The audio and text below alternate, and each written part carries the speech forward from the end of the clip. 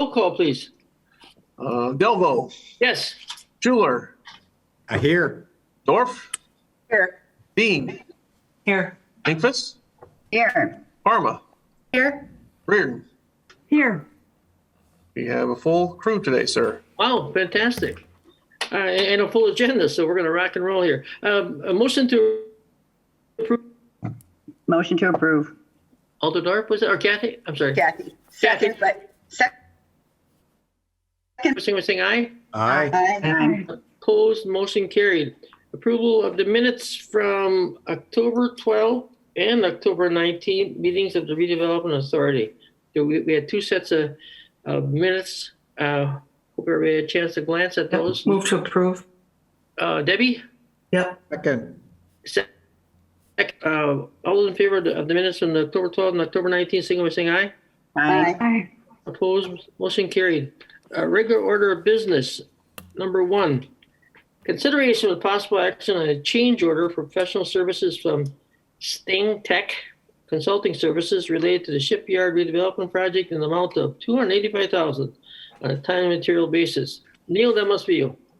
Yes, sir, it is. This is obviously related to the shipyard project. Obviously, I think RDA members are certainly aware of the changes that this project has kind of gone through here over the past several years. Most recently was the change from the breakthrough kind of corporate office concept to the merge residential mixed use concept essentially for the site, which we certainly are excited about and is moving forward and is actually giving us more valuation, and pretty much we're excited about the opportunities there. However, basically the change that occurred kind of midstream on that when Stantec had actually made some considerable efforts in terms of moving down the path designing for the earlier project, the breakthrough project, and it essentially resulted in several changes based on the change in land use and the anchor tenant being and the needs just being different. Mm-hmm. So part of that is certainly there's been some things that were done verbally authorized with Director Vonk while he was here in terms of kind of moving some budget around and allocating some scope to keep the project moving and kind of deal with that change. However, we're just simply at a point where we need to kind of rectify the task order and the contract that with Stantec.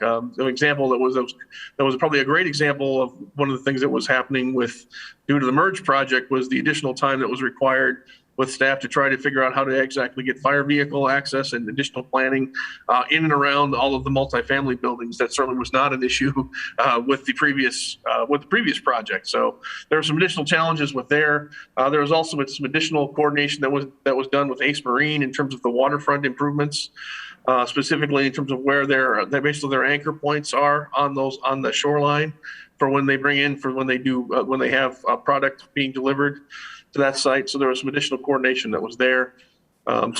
Staff has actually, Matt Buchanan and myself have met with Stantec and discussed this about 2 or 3 different times and kind of gone through it. And we do believe that the changes are warranted at this point. Certainly not excited, never excited about having to spend more money just on design. We'll be much more excited when we get to actually spending things and moving dirt and getting some things to happen in the ground. But we have been assured that in conversations with Stantec that proving this change order will basically allow us to stay on schedule for basically getting the phase 1 improvements hopefully designed and bid early this year, probably in January, early 22, and construction then in 22.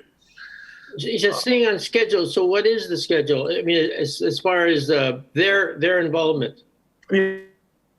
Yeah, we're really kind of rocketing towards trying to get the phase 1 improvements, the waterfront improvements, specifically dynamite this area, some of the dock wall, the fishing pier, some of the other improvements, specifically related to the waterfront, the public areas, I guess I should say, Mr. Chair, kind of the areas we're looking at.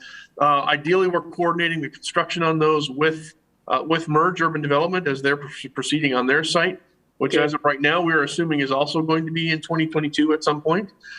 Certainly subject to verification from them, but that's what their current agreement with them says.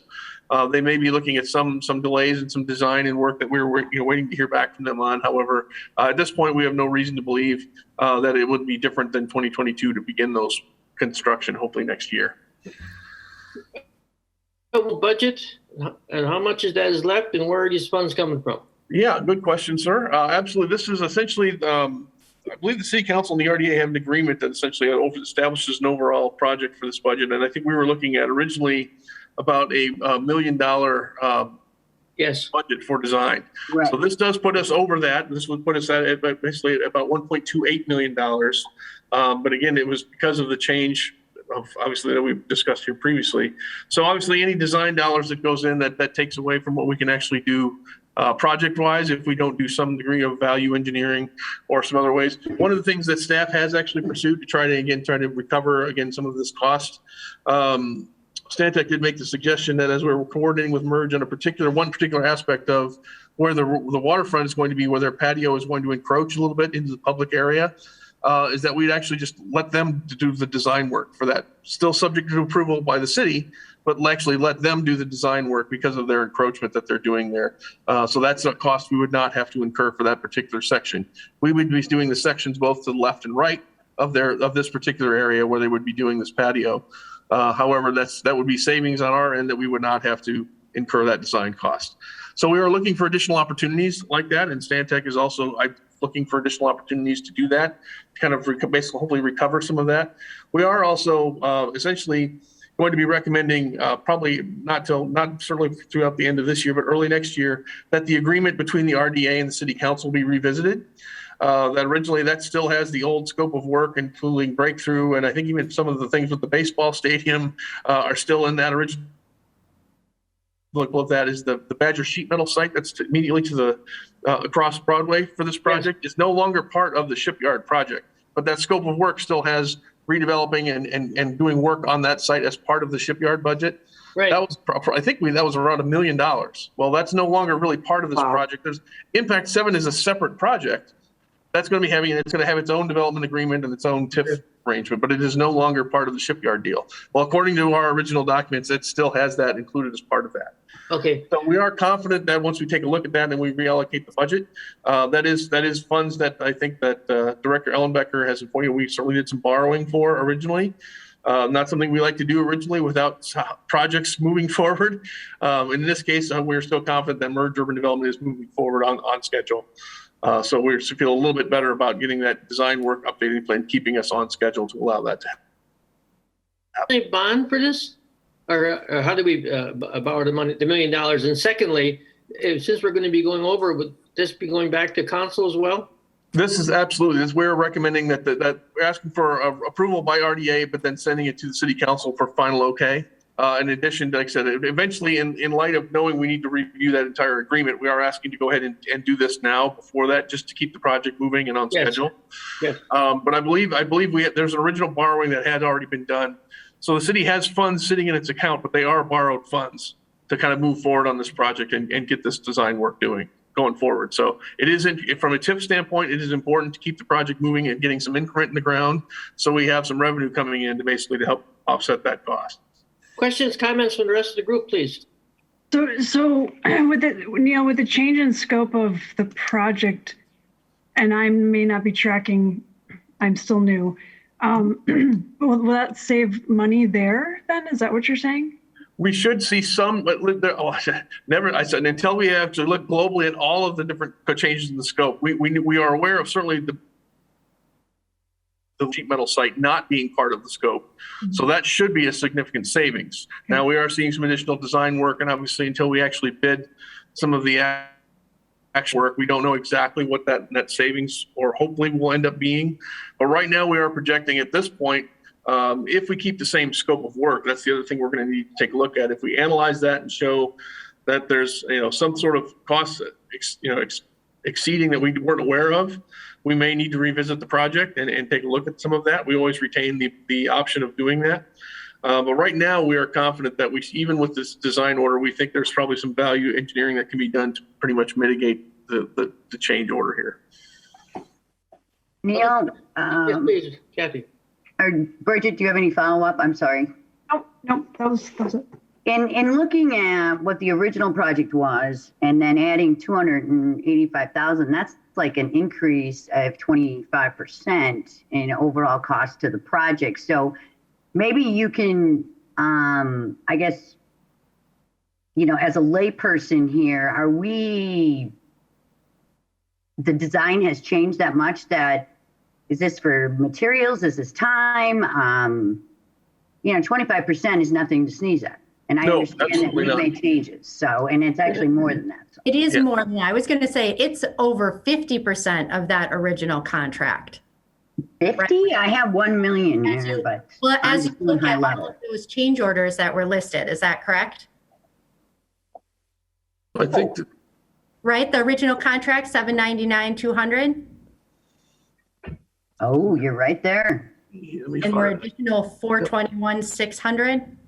Yep, let me And so bring up. just- Yep, I'm opening up the. Yeah, so I guess to take on to Bridget's point, I apologize, Kathy. No, go Oh, right. ahead. I was adding them all up, so I just took 1 million. No, and this is the world I work in every day, right? Oh, absolutely. You know, Yeah, so- and I get time. Like I feel for Stantec, they're a good firm, and I mean, as they look at the changes that have been made, but a couple things come to mind. First of all, disappointed that they would do work that was verbally authorized and then come back and look for a change order and cost increase. They should know well enough to get any authorization in writing so that there's going to be cost increase, right? It's easy to say now, previous director authorized that and we proceeded. And, I'm just concerned with the amount of work that's been done without that prior authorization, some duplication of services, right? And again, I'm not, we've got the change from breakthrough to merge, and I'm sure there is design work that, was throwaway work that they did and probably things moving forward. But I'm also thinking, what are the duplicated services? Merge has their design team have been looking at, the fire access route, if their design is causing, heartache for the overall implication of the master plan. So those things are certainly disheartening. And then to Bridget's point on if there is scope that has changed from the overall contract with Stantec, so not even just overall budget of the project and, Badger sheet metal site or whatever the case may be is its own project, was that design scope that Stantec had that they are no longer, working on, that we should be getting a credit there, right? Mm-hmm. Yeah, absolutely. No, There's no details on the change orders. Well, correct. Yeah, I have to say that the additional, the fire vehicle access design throws me a little. Well, and I guess if I could comment on that one specifically, that was essentially, again, because this is a project that is directly on the riverfront. So the initial position of the fire department was that they need vehicle access all the way around all of the buildings. As we went down the basically design work to analyze that, trying to figure out, we realized it would actually require us to do a much more intensive survey of the actual riverfront wall and the soil conditions and everything there to ensure that structurally there was actually going to be enough room to handle a fire truck to move on that particular frontage there. So it was unlike a regular site, so I guess in terms of having that concern up front. So there was additional delay, both not necessarily on Stantec's part, but in terms of the city's part, trying to actually, working with the fire department and actually getting the fire department to be willing to consider a shorter access. In terms of what they came up with was a kind of a more of a hammerhead approach that would allow the trucks to access that for a part of the riverfront, but not the entire frontage. So in that regard, it did save considerable effort and funding to kind of have to do that. The engineering that would have been required to make that full access route. In addition, it would have cost us considerable issues and concerns in terms of the landscaping and other right-of-way issues that we were going to have with the overall concept design that we had. So that did throw, and that was not necessarily on Stantec, that was actually on staff in terms of working through exactly what was going to be absolutely necessary to meet fire code and to provide safety services on that. But that was, there was some back and forth and uncertainty on staff's part in terms of working with the fire department to try to identify exactly what would be an acceptable access route for the trucks and equipment. So that was not solely all on the consultant. There was some work, that additional work that the consultant had to wait for the city to kind of make some decisions in terms of being able to make that happen. So, Neil, I can't imagine that there isn't, we talk about verbal agreements for them to go forward with some of this. I can't imagine there isn't any documentation, the emails or something that somebody approved this other than verbal. And we found one or a couple of emails between them. I think Matt Buchanan did identify a conversation on a couple of the change orders here that did identify conversation between Director Vonk and Stantec. Just to be clear, we certainly, from my standpoint, shared the same frustration. We have shared that concern with Stantec and basically said, going forward, all of these things, even if the budget has not changed, if we are reprioritizing or moving around scope work, that still counts as a scope of work change that needs to be approved, formally approved. yes, So we've asked that and notified them of that and let them know. And I think going forward, there certainly won't be an issue with that. Certainly, again, part of the issue, again, not making excuses, but certainly there was also time, obviously, where there was no director and that there was nobody in this position. So Stantec was largely managing the project while there was, in absence, Matt Buchanan and my staff was doing his best, certainly to keep an eye and keep projects and keeping an eye on certain things, but there was certainly no one really kind of overseeing that at my person. Director, Deputy Director Cheryl was certainly involved and kept an eye on things, but not to the level that someone in this position would normally be expected to take on. So, I think Neil, I think I distracted you with the fire question. I think if you can maybe address Melanie's design scope change. I think she was talking about, should that for the original one? Yeah, I believe the original one. Yeah, again, we're actually talking about two significant use changes in terms of design. So obviously, originally was the baseball athletic stadium fields and streets and parking lots and things designed related to that. So there was considerable work started with that. Once that project left, then we kind of started down a road with Breakthrough, and there was probably some overlap on some of that infrastructure that could apply to both, Kathy. But in terms of some areas, there were certainly. I think an example is Pearl Street. That was, I think, originally going to be designed and intended to be designed fully by Stantec and ready to go as part of that project. Anymore. There may have been some work that was started on that, but there should be some savings that we can achieve from not having that particular piece of infrastructure moving forward. Similar to the Badger sheet metal site, since we're not doing the full design and construction of a full parking lot area, I think originally that was going to be meant to be additional overflow parking for the baseball facility. Was what that was looked at. So again, there was probably some initial work done on that. At some point that stopped, and there was certainly some allocated budget from that as well. So there should be some offset on some of those things. But again, it is not just simply a matter of being able to say, even if a roadway was in one design phase or another, depending on the end use and end project, there still may be some changes in design that had to be accommodated for those particular projects. So, Neil, have they given us an estimate, which I think they should, as far as what the remaining work is, what the additional, what they have said for phase one, this 285 is to get us through the completion of phase one. Okay. All the improvements they have assured us they believe they can do this with this budget and on time. And through phase one is the contract we have with them. Yes. And if they haven't shared any design savings, I think we have to assume there aren't any.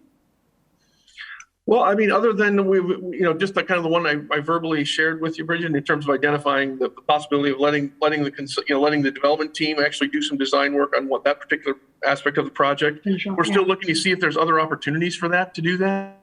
But even then, there'll still be some review and things required to take a look at that, even if we identify a couple of other areas to do that.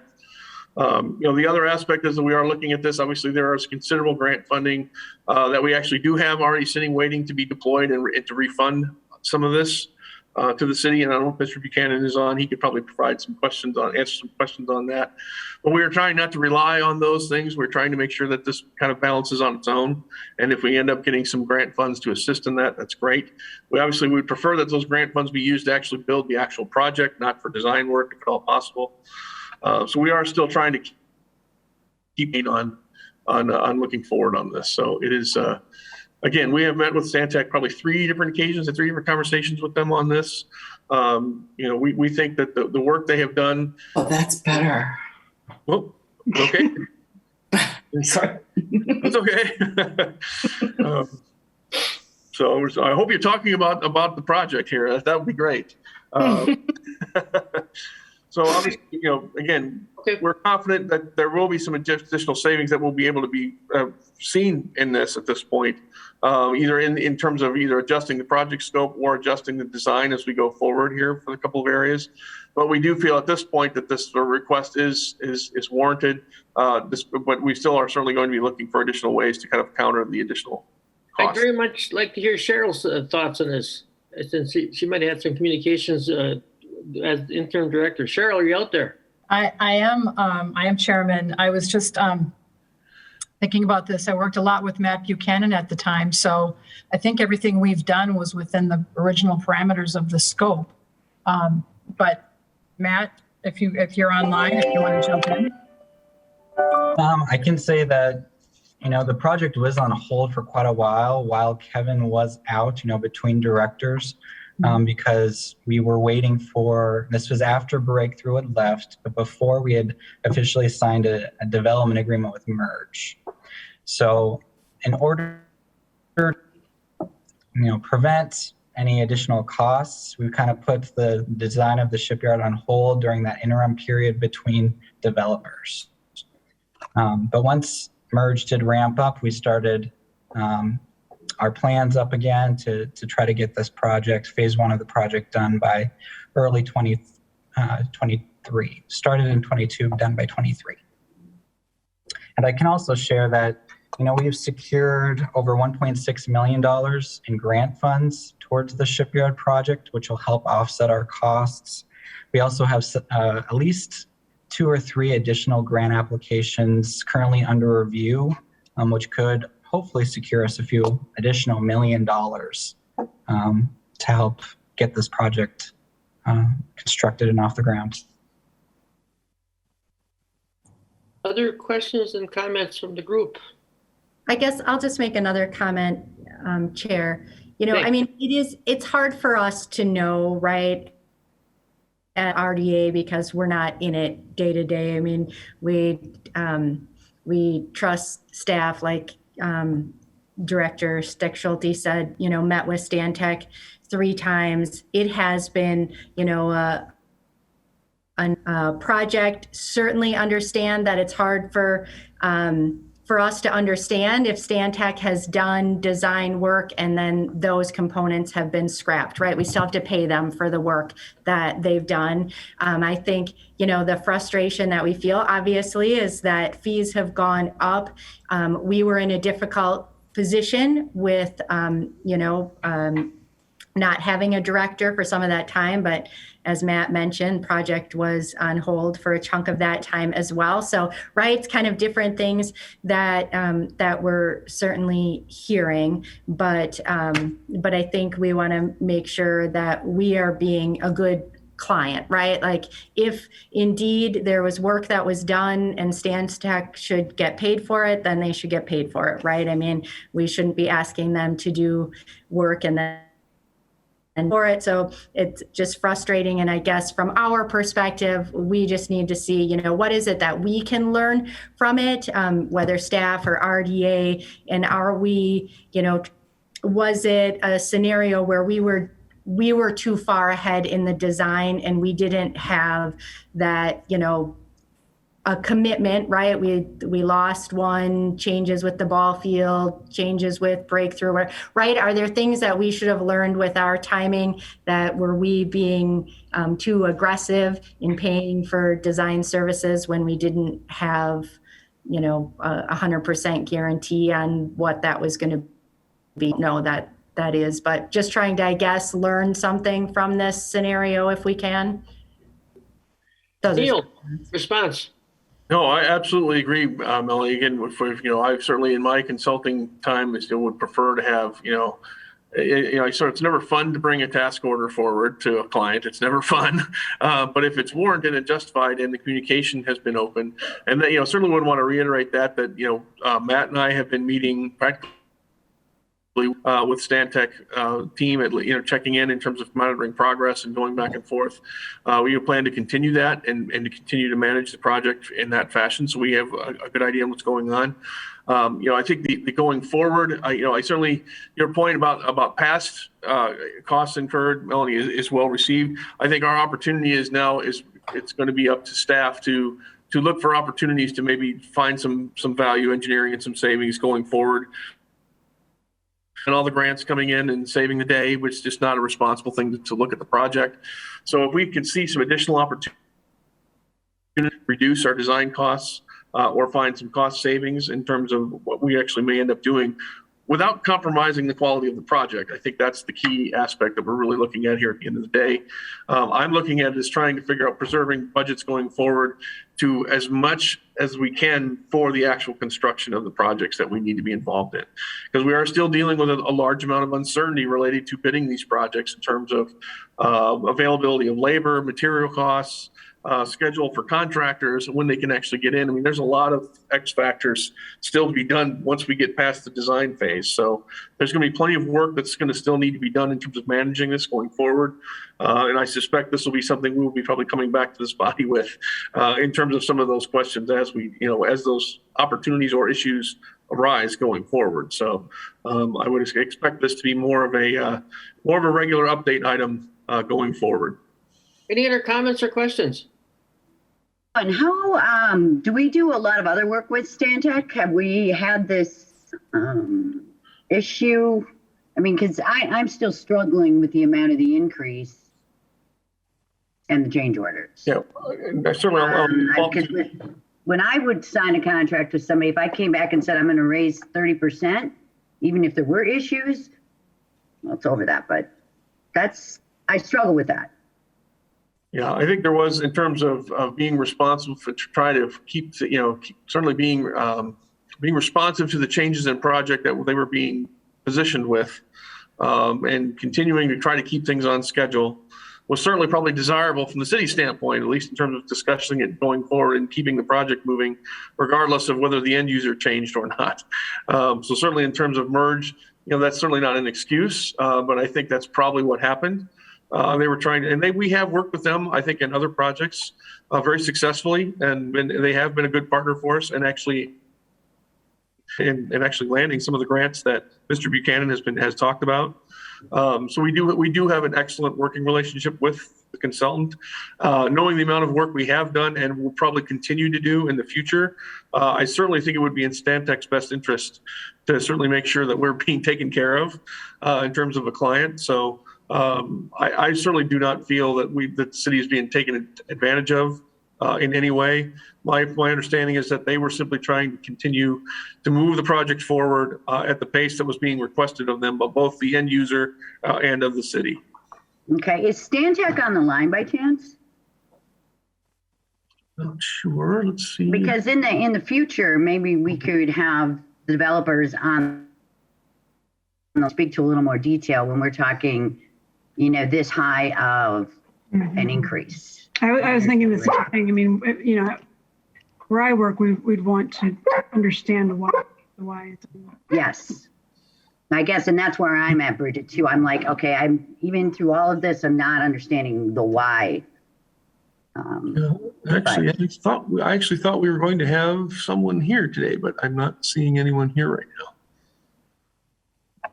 So certainly if there are questions for us to send back, we will have other opportunities to discuss this going forward. So again, we're going to be asking for a special meeting here at the end of this meeting.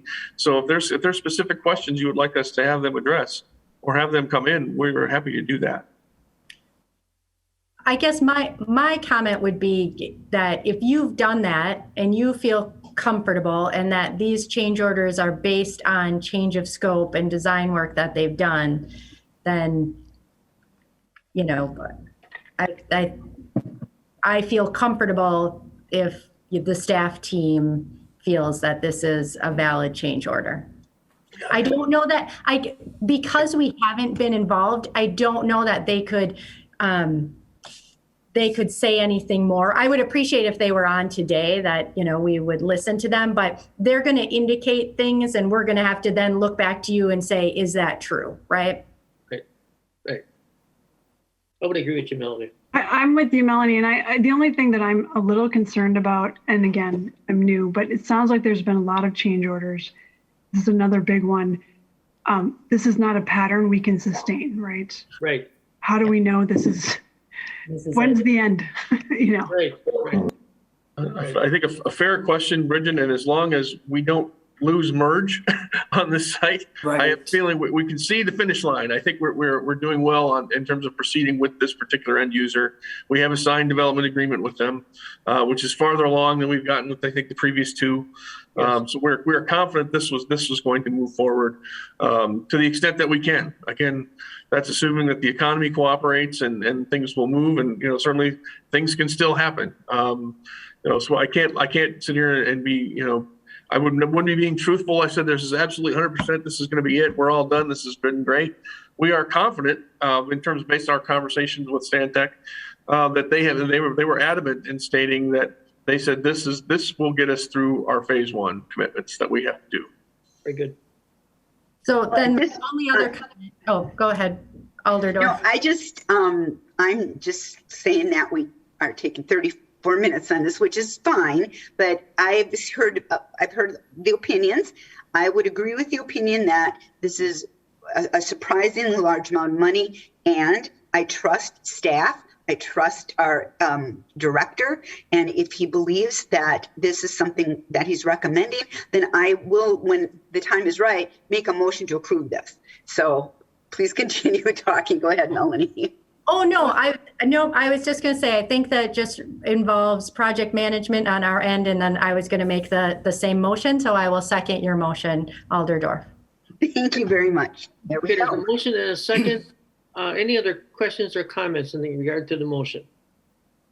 No. If not, all those in favor, sing by saying aye. Aye. Opposed? Good luck, Neil, and keep us informed. Obviously, we don't expect this to be the norm. This is the exception, so whatever, but good luck and stay on top of this. Thank you. Thank you. Agenda item number 2, consideration of possible action to approve contract Parks 3-21 light park fenders and mooring to Michael's Foundation for $743,507. Please, Neil, and we talked about this. I'm excited about it, actually. Go ahead. I believe we have, Trista from our Public Works Department. Might be on. Is she here? Yes, she is. Tubbs, do you want to address this item, please? Yeah, so what this is with the Great Lakes Cruise Line, they have identified Light Park as a potential stop on their Great Lakes cruise venues. So in doing that, we wanted to make sure that we were being as soon as possible. Some funds were available with the TID 5, I believe it is. So we went ahead and got a design put together that could accommodate the full range of vessels that we might expect in the future there. Got this bid out. It needs to be allocated by the end of the year. The bids came back favorable, but a difference in the two, but we're comfortable with Michael's. The largest difference in the bids was due to concrete work, which we feel confident that Michael's can do the work with what they bid it for. So it is our recommendation that we move forward to have Michael's complete that work. There are no guarantees that we're going to get cruise lines that come in, but without this, there's probably a guarantee we will not. That is a fair statement, Mr. Chairman. Absolutely. I know the Brad Toll and the Convention Visitors Bureau is working hard to make sure that happens. I know they've been in communication with, I believe, on Broadway as well a little bit in terms of kind of about their intentions.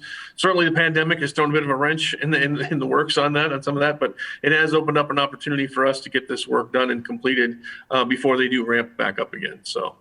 And those are nice ships. I can't believe that they wouldn't come down to Green Bay based on where they're out of. I've been following that for years. So Good. Great if we could get them. I have a question. Chair. Alderdorf, please. Is this using the money instead of the other project proposal for Light Park, or is that still out there? That is still out there, Alderdorf. That's a separate allocation. That is actually regarding the, I think the architectural design and for the restrooms, the stage, and Right. the plaza area. That's actually a separate project that will also be coming through to this body here, probably, maybe, I think maybe at our next meeting, so. Yeah, I think, doesn't it have to come through at our next meeting? Because isn't there a deadline?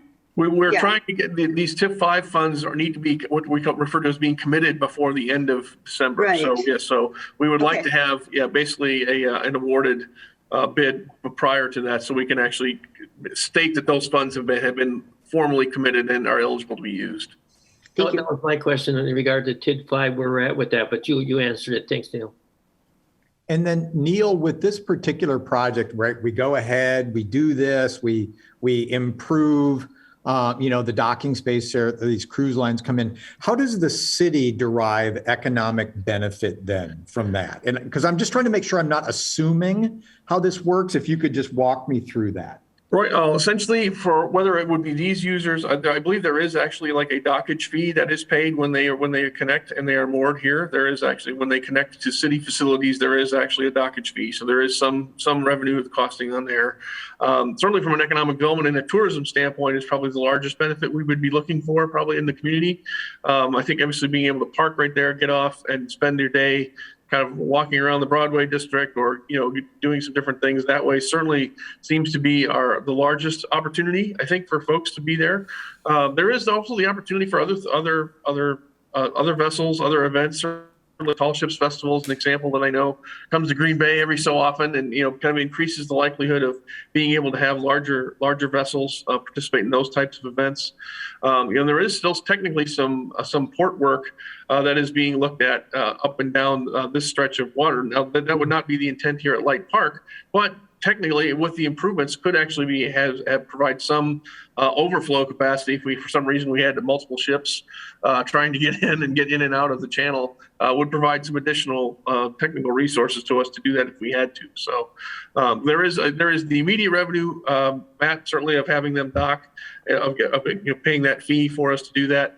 But there is also, I think, the more or less really the tourism and economic development benefit of bringing those visitors to downtown.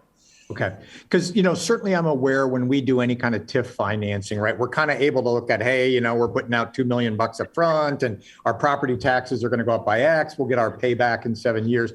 Do we have any sense like that on this project, or is a little bit more diffuse economic development and tourism? Yeah, I think because it's not going to there may be some positive property value impacts, I would suppose, to the area immediately around Light Park by having this use happening there. But not to the point where it would certainly be something that we are hanging our hat on in terms of a measurable economic output, I think, for this one. I think this is really one that is a rare opportunity that we probably would not have directly funded had we not had the opportunity of the funding from TID 5 to make this happen. We've talked about doing basic improvements to Light Park in the project plan as other aspects. And certainly the project Alderdorf referred to is certainly one we're looking at, making it more of a community festival grounds with some new restrooms, a better shelter, better stage area, so more amenities for the local residents certainly as well. But that's a separate project from this one. This is specifically really is more of a primarily, I think, will be a tourism benefit, I think, going forward. And does doing this project in any way jeopardize that one? No, it does not. Okay, they're completely independent and could both be funded. Okay. Yes, sir. One more question, Neil. As we're setting up for possible cruise ships that would come in, with or without them, will we be able to dock larger boats there that you would have revenue overnight?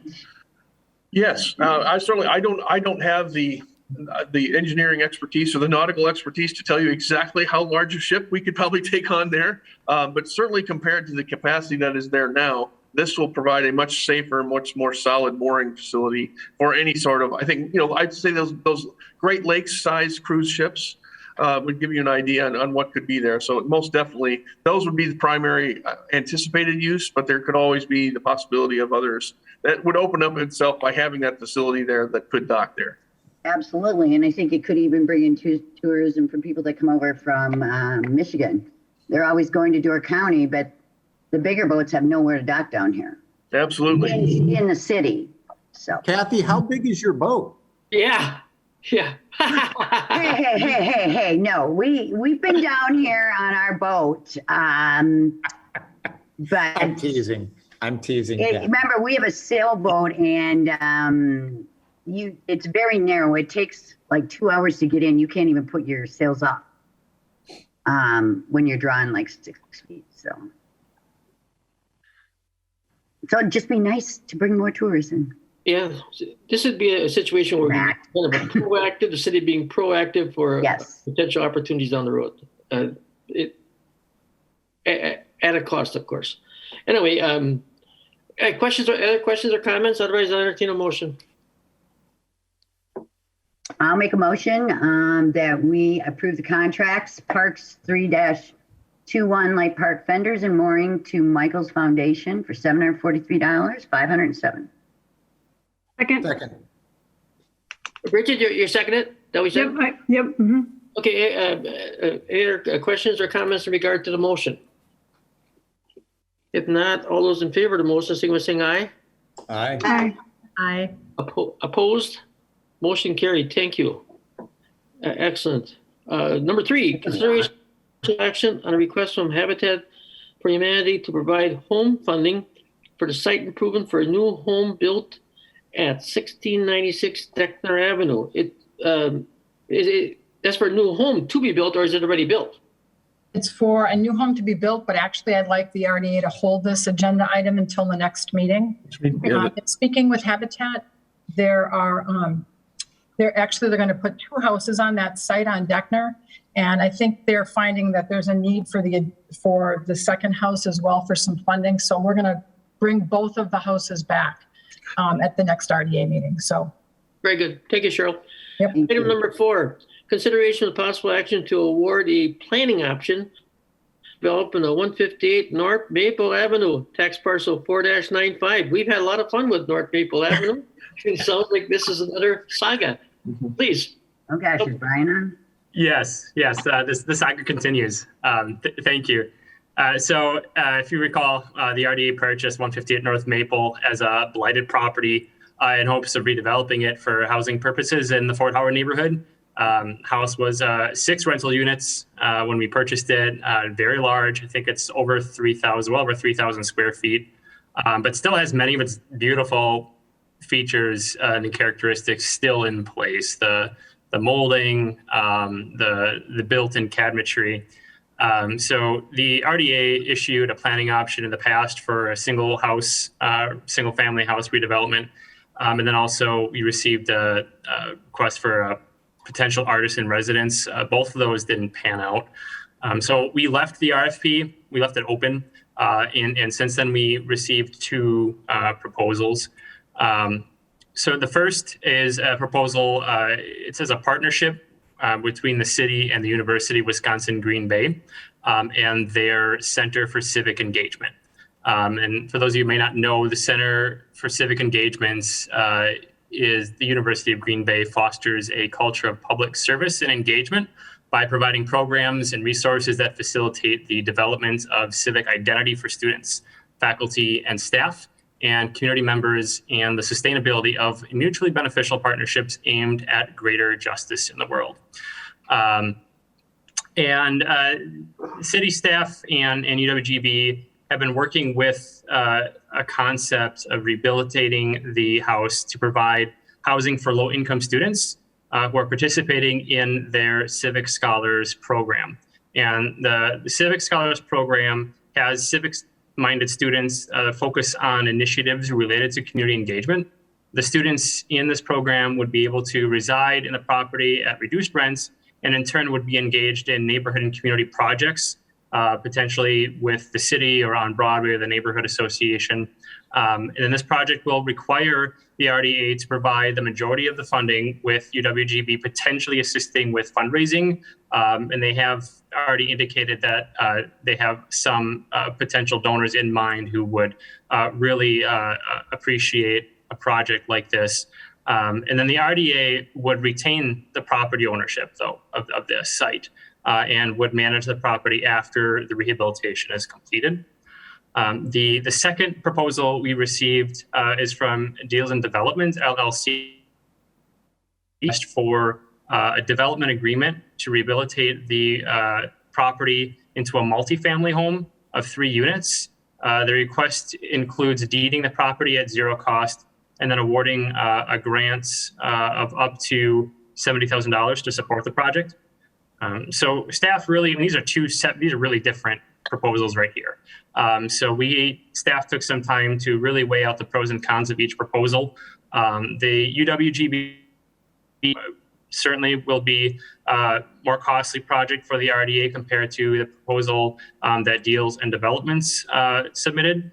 But realizing this, it's been a number of years, decades even, I'd say, that the city has, in cooperation with the university, tried to find ways to partner to increase that relationship, improve that relationship between the university and the city, but then also understanding the fact that many of the students who go and attend in person at the university will oftentimes spend the majority of their education, their academic career, not leaving campus.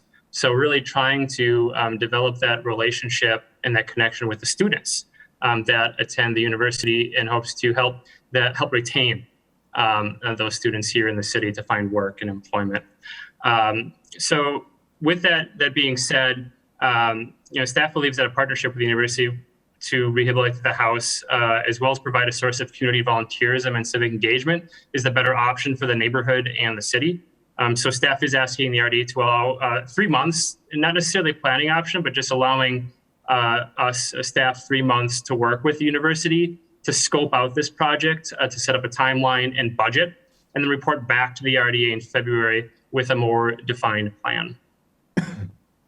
Okay. There are a number of people, Chairman Delvo, that are here that would, I think, like to speak. The developers are here, as I know for sure, and some are rep from UWGB is here, and I think potentially a neighbor or two might be here as well. So if you would be so kind as to open the floor. Motion to open the floor. I'll second by Parma. Okay, the motion is second to open the floor. All those in favor, signify by saying aye. Aye. Opposed, motion carried. We are open. Let's go with the developer first and then UWGB. Developer? Hey, I'm Ken. Sorry, my voice is out. I was at a wedding this weekend and had some fun. Okay. Yeah, so a little bit about myself. I'm a licensed I'm a licensed bonded and insured general contractor. I'm also a licensed realtor with eXp Realty and the sole owner of this corporation. Pretty much, I do believe that UWGB is a great pillar in our community, and whoever they choose to do this project will probably be more than competent enough to get it all done and budget and have a great partnership with you guys.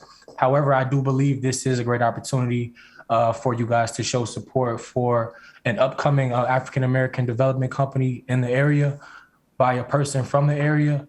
And pretty much this project is contingent on at least $50,000 in funding, because that's the gap that would be there for this project.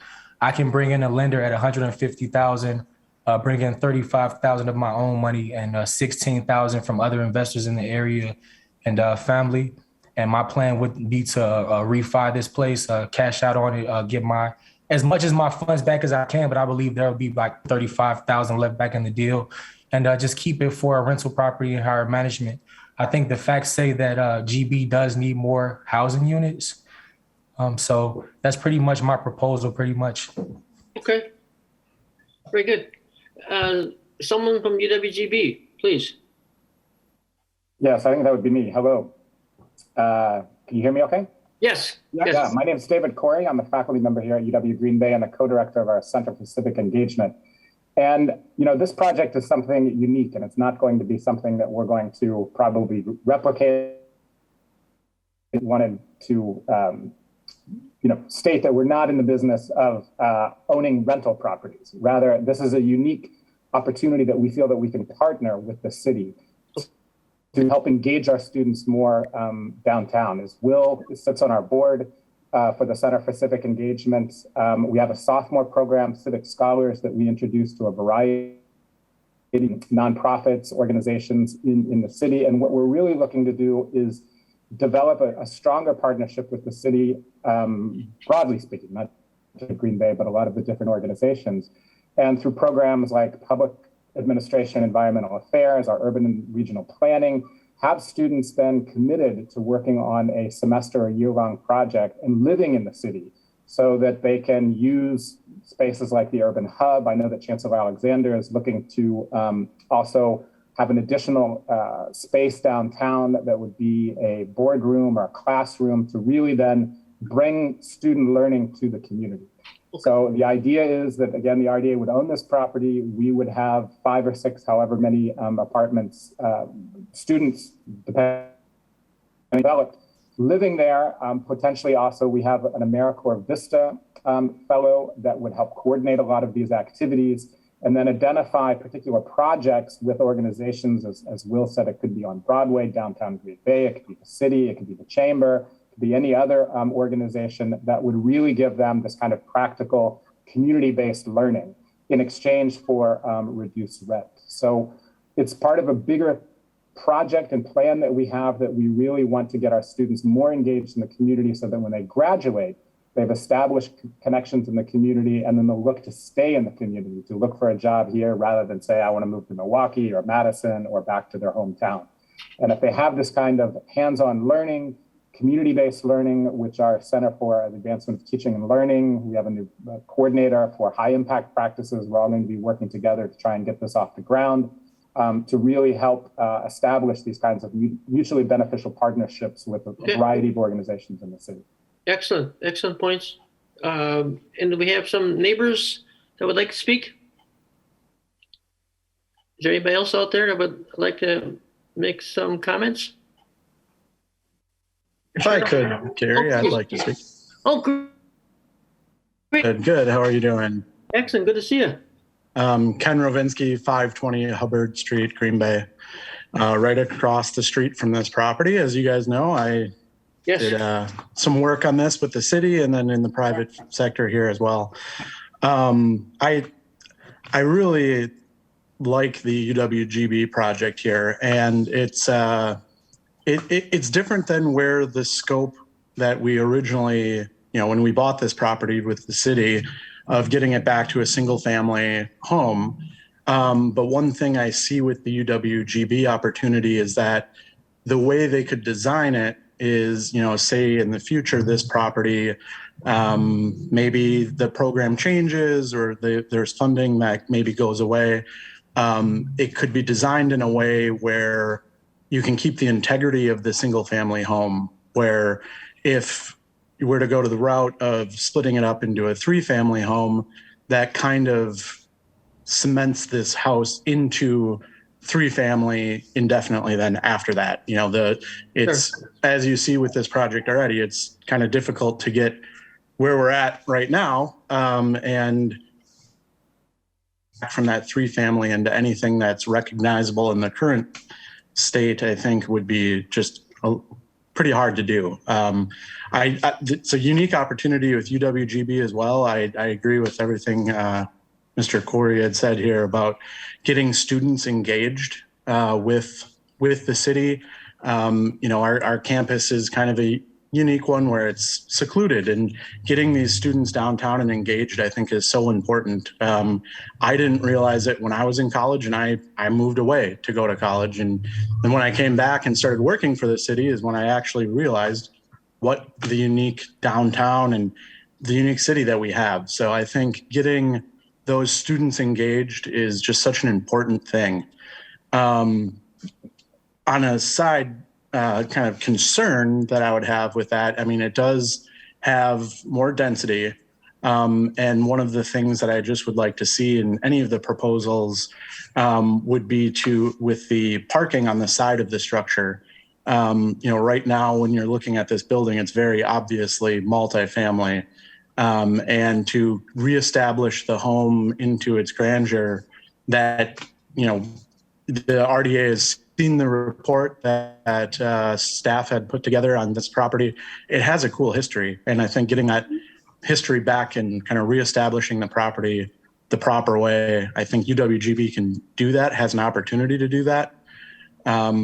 With that, seeing maybe a garage added to this, eliminating the parking stalls that are there, Right. possibly partnering with the city to do some off-site parking for the students if they should need it.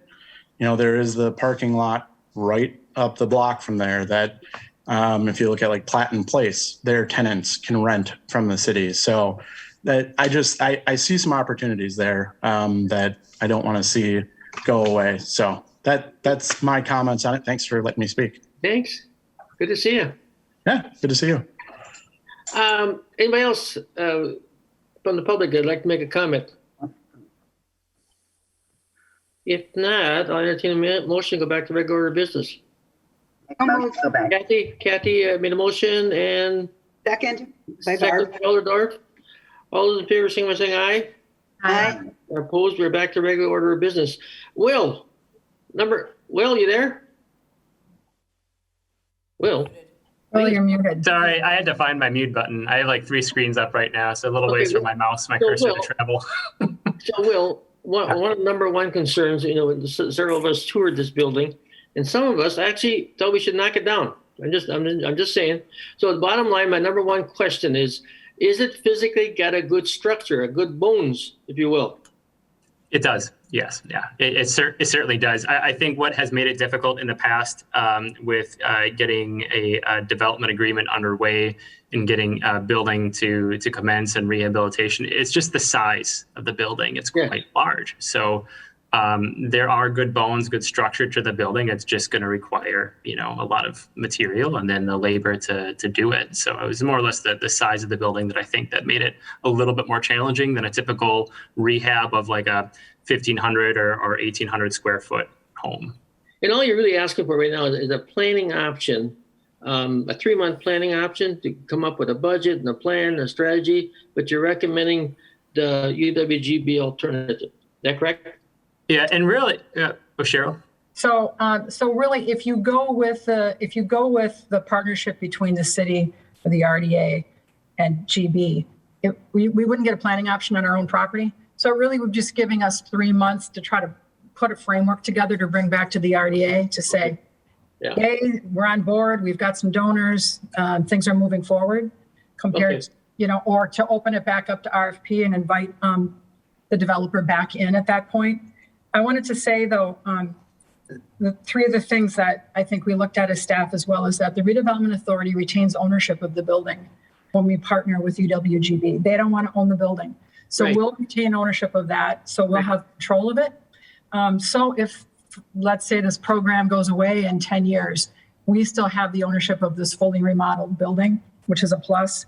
One of our goals, of course, looking at the pictures, is that we're going to try to maintain the historic significance of the building. There are some really nice things on the inside that we'd like to make sure are maintained throughout this remodel. And the students that are going in here will be low-income students.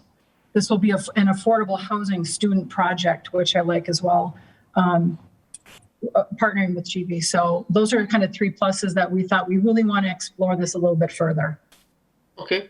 Can I make Questions and comments for Will, Cheryl? Anybody? I have a comment. Debbie, please. Debbie. Yeah. Hi. So the one thing I do really like is my daughter is a graduate of UWGB and is also an AmeriCorps Vista volunteer. So to hear that partnership between UWGB and the Vista program, Vista's received just a small stipend to be able to find housing, and it's very hard for them to find housing within the city that with the money that they have to be able to do that. So this offers an opportunity, and also they're able to earn some extra income, and being close to the Broadway district where you might be able to find a part-time job on top of that is also a plus. On the other hand, I really hope that we continue to work with it is Kendrick Wilson, correct?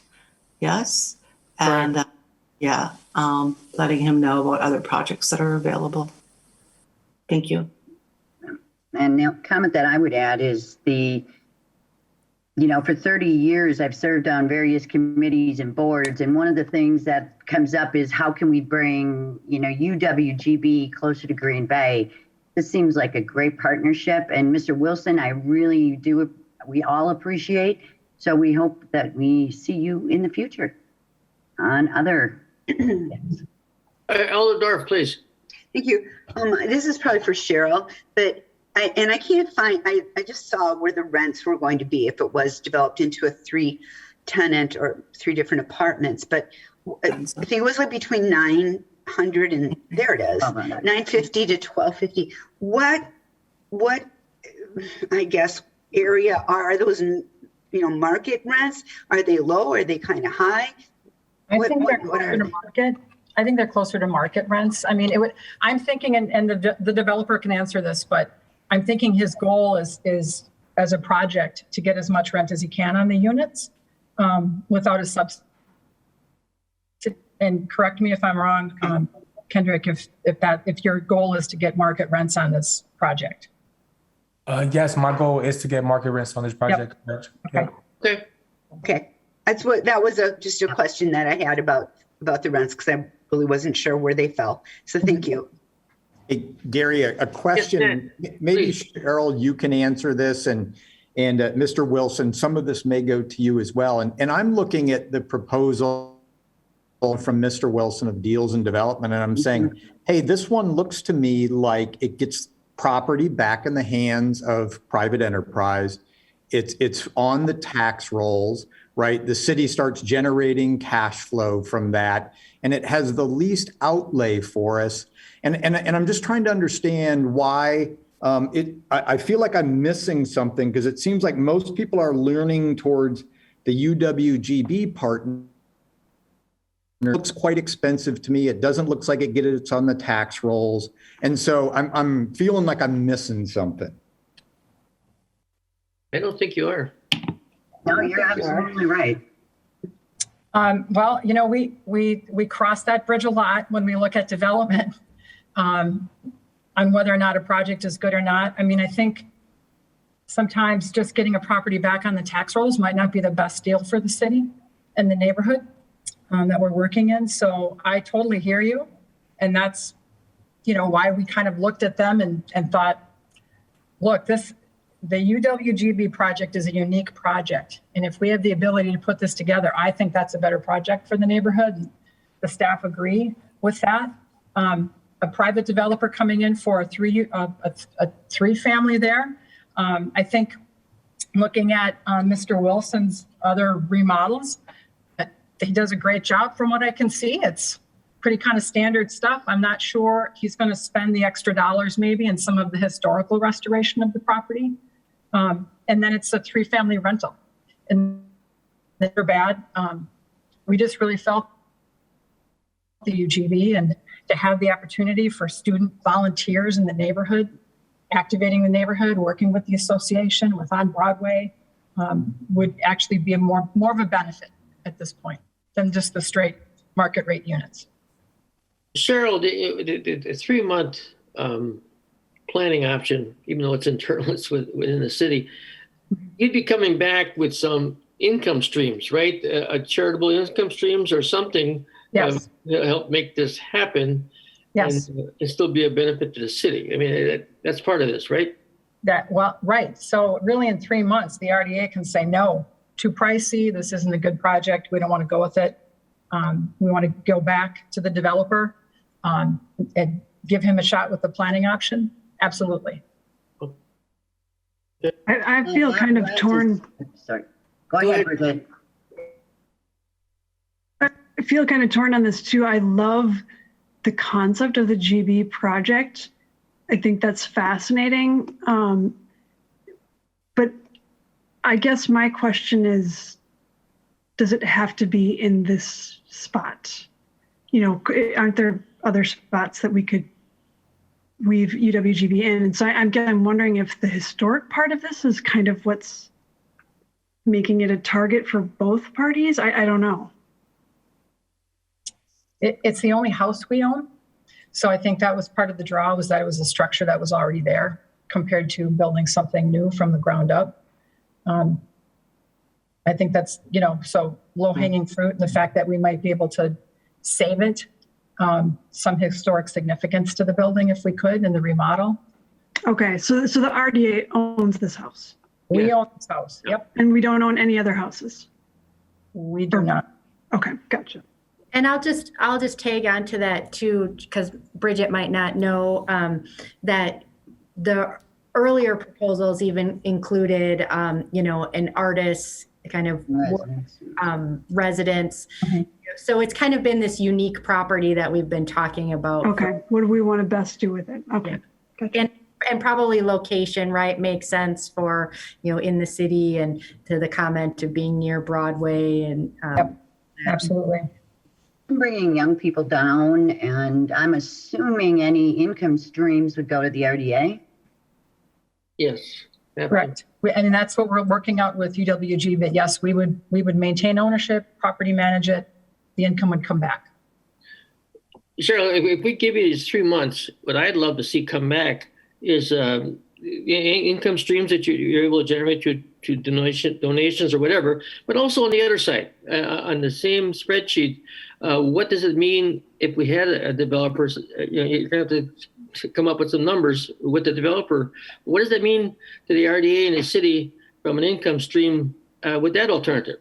So I'd love to see a spreadsheet with both of those on there after your 3-month internal planning option. Is that fair? That's fair. Chair? Yes, please.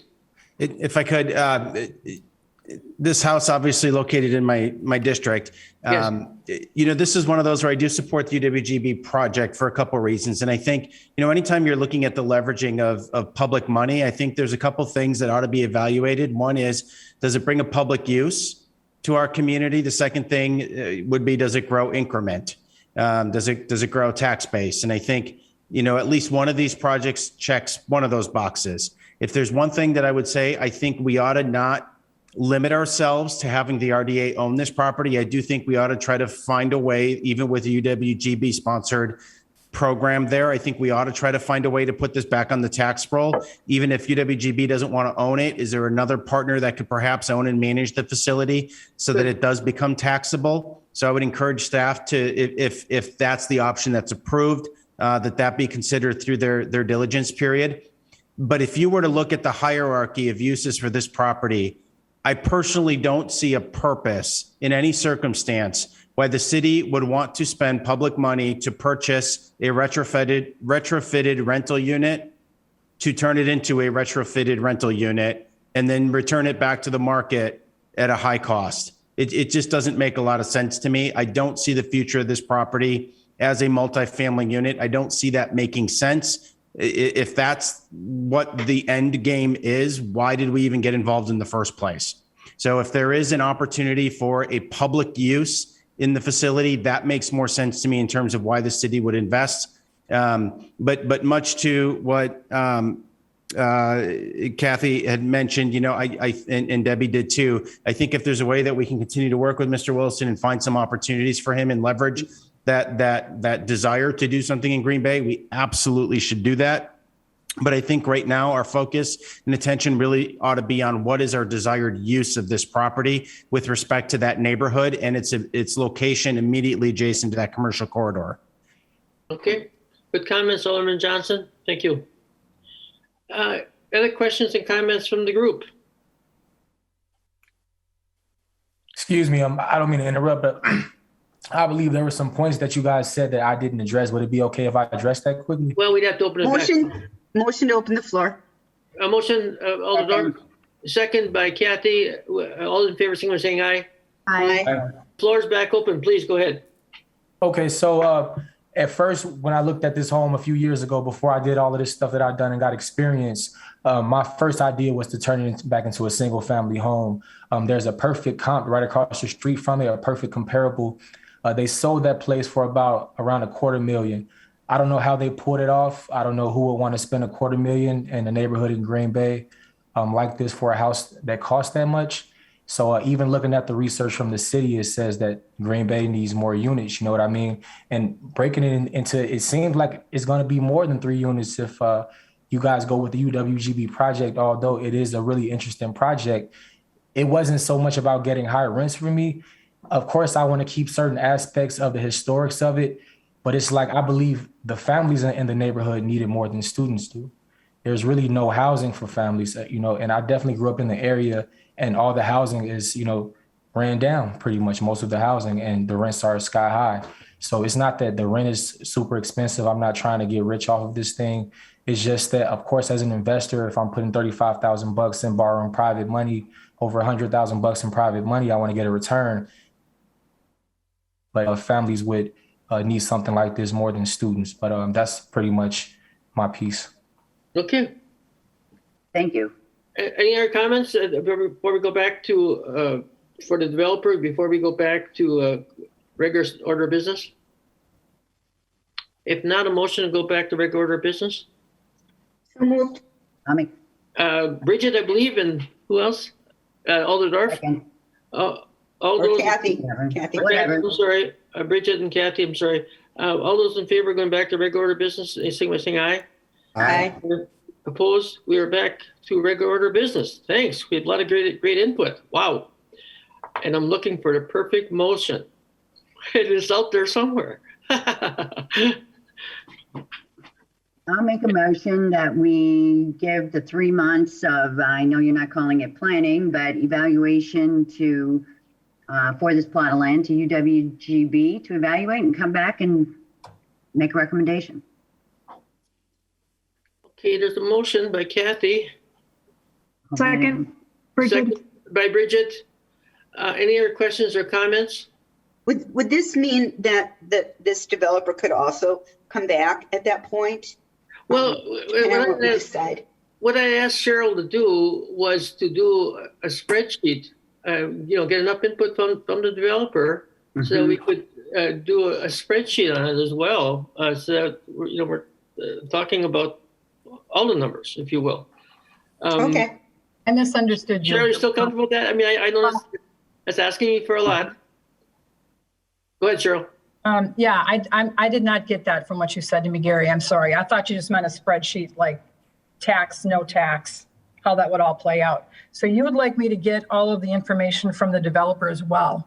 Yes. And bring back in 3 months the side-by-sides? Yes, and I know the tough part's going to be to come up with these donations and that to make this feasible from UWGB, but this is a business. We're all business people, and so I think we'd like to have both sides of the equation, if you will.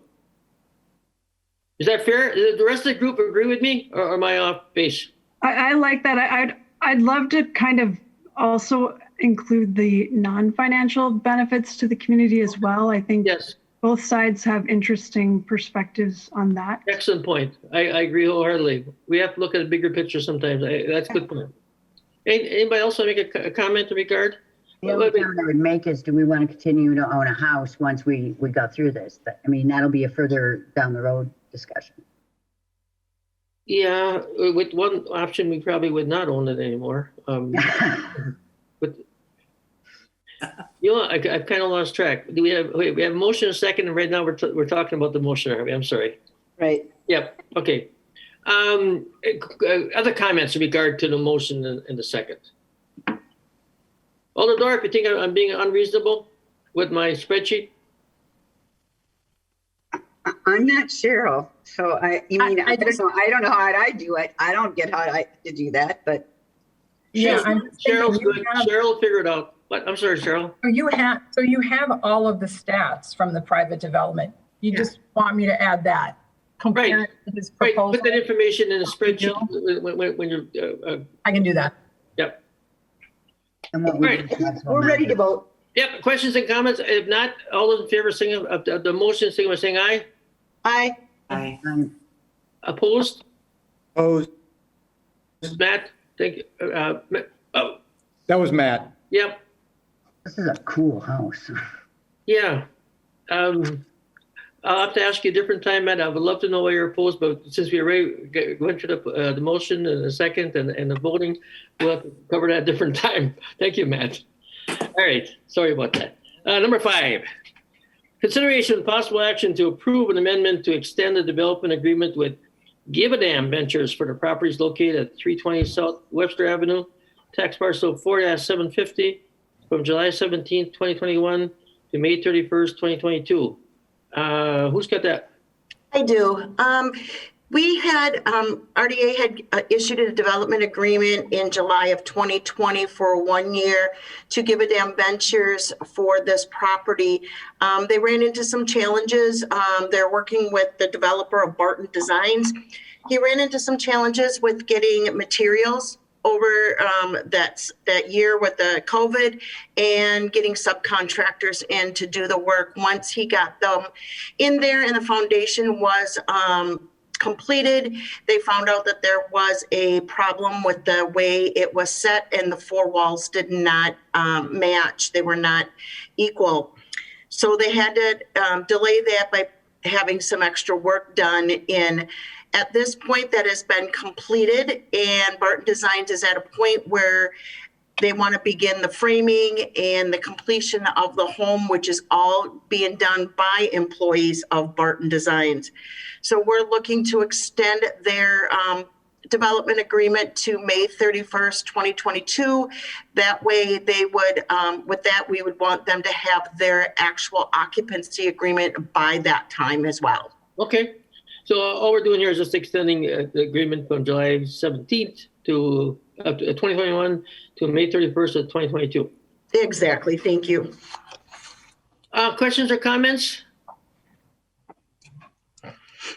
Then I'll entertain a motion. Move to approve. Alderdorf? Second. By Bridget, I believe. That was Matt. That was Matt? Yep. Matt, sorry. Yeah, sorry. Everybody sounds like me. I don't know. I'm doing my best Bridget impersonation. I'm making Kathy now. All right, there's a motion and a second. Any other questions or comments? If not, all those in favor of the motion, signal by saying aye. Aye. Aye. Opposed? Motion carried. Thank you very much. Thank you. Good luck. Consideration and possible action to approve a substantial amendment to the 2021 annual action plan to add $96,540.42 in to close out neighborhood stabilization program income funds. Yeah, please. Okay. Yeah. So the NSP program, you remember we ran for a while, 10 years ago. We partnered with NeighborWorks. It was a program set up for us to work to purchase bank-owned foreclosures. We'd buy them, fix them up, and sell them. It was a revolving loan program. That program went away. We had a balance of funds of $96,540. HUD says, so we're going to put $19,000 into admin and $77,540 into the cost for our emergency home improvement loan through Black Grant. Okay, and we need to move on this quickly, right? Sounds like. Yes, for the annual action plan, correct. Yep. Everybody understand how we're dividing those funds up? Yep. Questions or comments? Motion to approve. Yep, and I'll second the motion. Okay. I think that was Bridget again. Yeah, that was definitely not me. It's Matt, I gotta tease Matt sometimes. Who made the first motion? I don't know what it is, Bridget, but Gary wants to give you all the credit. I don't know either. Yeah, all the credit or all the tomatoes can be thrown at me. I don't know. That's right. I know Matt did a second. I'm sorry. Who made the motion? Debbie. Debbie. Okay, Debbie made the motion, second by Matt. Questions and comments in regard to the motion? If not, all those in favor of the motion, please signal by saying aye. Aye. Opposed, motion carried. Thank you. Number 7, consideration of possible action to award the 2021 Fair Housing Services contract to Metropolitan Milwaukee Fair Housing Council in the amount of $20,000. This is we've been working with them for the last several years, haven't we, Cheryl? We have. HUD requires us to provide fair housing services. We go out for contract every year. These guys were the only folks that bid on it. $20,000. We should award that, and that will provide us with fair housing services. And obviously in the past they've done good work for us. We have no. Yep. They do. They report out. They do a great job. We can forward people to that agency to handle any complaints we have for fair housing. Okay. Questions, comments, or I'll entertain a motion. Motion to approve. By Kathy, second by, I Debbie. gotta make sure I got all the faces. Not me. I'm. I gotta make sure I got all the faces next time. I can figure out what I did wrong here. I only got one face at a time. Okay, I think it was Kathy, and I think it was Debbie. Yes. Okay. Questions or comments in regard to the motion? If not, all those in favor of the motion, please signal by saying aye. Aye. Opposed? Motion carried. Thank you. Number 8, consideration of possible action on the acceptance of the transfer of ownership of 901 Main Street, tax parcel 9-48, and assignment of the rights, title, interest, and obligations of development agreement dated December 12, 2018, from GB Real Estate Investments LLC to GB 901 Main LLC. I take it, Garrett is just switching this from one holding company to another. Is that's what it looked like to me? That is our understanding, Mr. Chairman, is essentially, but his agreement requires us to be notified when he does that and subject to approval. So essentially, he is just a note, he is assigning the rights and title and interest and obligations. However, the TIF payments will still continue to go to, I think, GB Real Estate Investments. So but all the other assets essentially for the project are being transferred to the different LLC. So it is largely an administrative change from staff's perspective. Is that normal though, that the TIF payments would go to the previous company, yet we're switching it to GB 901 Main LLC? It's certainly up to the individual developer. Obviously, if this was two different parties, that would certainly be something that would want to be addressed. Okay. In terms of clearly who is getting that. Most times, if there is an obligation on here, certainly from the city standpoint, it is certainly cleaner to maintain it with the original. Right. Certainly from our standpoint, that's a cleaner thing to do. But in terms of that is always something that in terms of a purchase agreement, if there is this value of this TIF assistance out there, we're assuming that the private parties are essentially accommodating for that value in whatever transfer they're doing. But because this is just essentially an internal transfer, it's really not a huge concern at this point. Okay. So we are recommending acceptance of the transfer and request direction to execute the necessary documents subject to final review by the city attorney. Questions or comments? Motion to approve. Alder, motion to approve. A second. Second, that time I think I did hear Bridget. I'm pretty sure I heard Bridget on that one. Must be like piped right into your microphone. Yeah, right. Okay, motion by Alder, second by Bridget. Questions or comments in regard to the motion? If not, all those in favor of the motion, signify by saying aye. Aye. Aye, opposed. I promise next time I'm going to get everybody's faces again. I'm not quite sure what happened there, but we'll figure it out next time. All right. Consideration of possible action on likely planning option request on one or more RDA or city-owned TID 5. This must be Neil. Neil? No?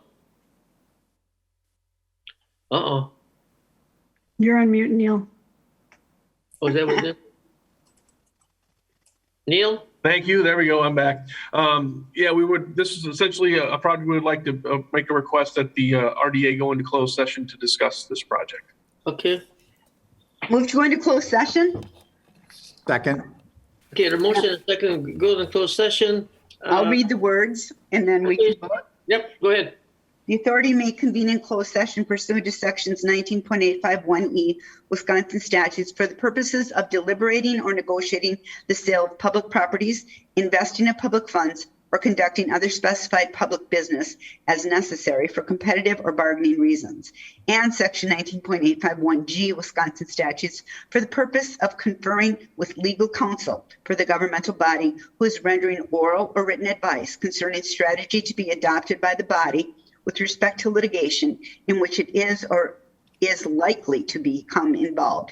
The authority will thereafter reconvene in open session pursuant to section 19.852 Wisconsin statutes to take action on items discussed in closed session if appropriate and to consider the remainder of the agenda. Roll call, please. Delvo. Yes. Schuler. Yes. Dorf. Yes. Dean. Yes. Pincus. Yes. Parma. Yes. Reardon. Yes. Okay, thank you. Okay, We just need a moment, Mr. Chair, to. And Hankfest, did you say We are that? back to open session, regular business. We're out of closed session. Is that right, Neil? That's Okay. correct. And no formal action will be needed at this time. Okay. Sure. Yep. Thanks to everybody that helped us in closed session. It was very informative to say the least. So now we're into informational update on housing studies. Cheryl. If you don't mind, Chairman, I'd like to push this to our next RDA meeting. Okay. Yeah. Take your time. Absolutely. Yeah, thank you. Appreciate that, Cheryl. Financial, I had no problem with the financial report or check register. If I do, to usually answer my questions very quickly. Director's report. Neil, you've been busy, young man. Yes, we are. We're going to continue to be, as we kind of indicated, we're going to be we've sent an email out asking for a special meeting here in the coming weeks. I think it looks like right now, it looked like the two best options were either the 16th or the 23rd afternoon at 1:30. We'd like to know if there's a preference. We can talk about that here once we get down to that specific item, but we'll just ask what the RDA's preference is. The items we'll be bringing back, I'll just keep my report kind of focused on those items. We believe we're going to be bringing back finally bringing back the Legacy Hotel Development Agreement for an update. Their project is expanding. They've gone from, I believe, about 77 units up to about 100 units. So we're a bigger project, so that's the good news. We'll be bringing that project back for further discussion. I believe the Fort at the Rail Yard amendment will also be coming back for the development agreement. They're finally brought forward some additional plans that staff's beginning to take a look at, and we'll be looking at there. I think we mentioned the potential project at 222 Cherry Street. In terms of kind of making that instead of a single-story office building, they're proposing a multiple-story building with commercial retail first floor with multiple residential floors on top, ranging from 4 to 6 floors, bringing back a general term sheet for that project. We'll also be having our first TIF funds request that we'll be evaluating for the MF housing project. I believe that's the 1100 Walnut Street project, Cheryl? Correct. So that'll be our first TIF project we get to evaluate coming forward. And then we also mentioned the Light Park shelter, restrooms, and the stage discussion. That architectural bid award will also be coming back at the meeting. So looking forward ahead then into December, we believe we're going to be trying to bring forward the JBS site RFP, possibly draft of the Adams Street property RFP next to the Bay Lake Building Center for that site, as well as the One Astor development agreement is coming back. It's been updated. We'll be bringing that forward in December as well. So lots of things still to do in these next 2 months. That's certainly available for any questions if anybody has any. One comment, you mentioned the fort in the rail yard. I'd be very interested as part of that to know the occupancy rate of the developments around them. I know one of them, the large one, of course, to the north, is a working person's apartments, if you will. I think that's going to be very informational in regard to what the fort on the rail yard has to say. I do believe, Gary, that I think it's been reported to staff that Broadway Lofts is actually at 100% occupancy. They're actually full. We can verify that, but that has been what's been reported to staff. So just for that particular project, we'll look at some of the other ones in the area, though. Okay. Yes, very much. Okay. Questions and comments in regard to Neil's report? Yeah, just Neil, real quick on One Astor Place. I think you said there is a development agreement that is scheduled to come forward next month for the project to move forward. Yes, sir. Yeah, essentially, we already have an agreement with them. It's just pretty much going to be updating the dates in addition to a couple small minor project changes in terms of the assistance, primarily dealing with more of the infrastructure on the outside, the public infrastructure and the waterfront rather than the actual project itself at this point. So, okay. Questions or comments for Neil, staff? Mr. Mayor, are you aboard? No, he might not be. Chairman Delvo, I did receive a message that we are going to need to end this meeting. I think they're gearing up for the council budget meeting. Okay, very good. Just got the message that we need to wrap it up. Okay, we will. So is there a preference on the 16th or the 23rd? They're both options right now for our next meeting. Is that correct? That's in terms of having the most that we could. We didn't have a date where it worked for everybody, but those were the two. I think we had at least 4 members for each of those 2 times. Well, probably prefer earlier, 16th if we can, but. I would agree with you, Bridget. The 18th and 20th. Oh, sorry. So the 18th or the 23rd, actually. Sorry. But Kathy, I haven't heard back from you yet, so it depends if you're available. 18th works for me, or the 23rd. I can do either one. The 16th did not. Okay, 18th or 23rd? Yep. Okay. And the 18th is a problem for me. I thought I was looking at the 16th. Okay. But probably not. Would it be at 1:30 again? Yes. Okay. Then that's fine. So Lisa, you're going to look at the responses and get back to us?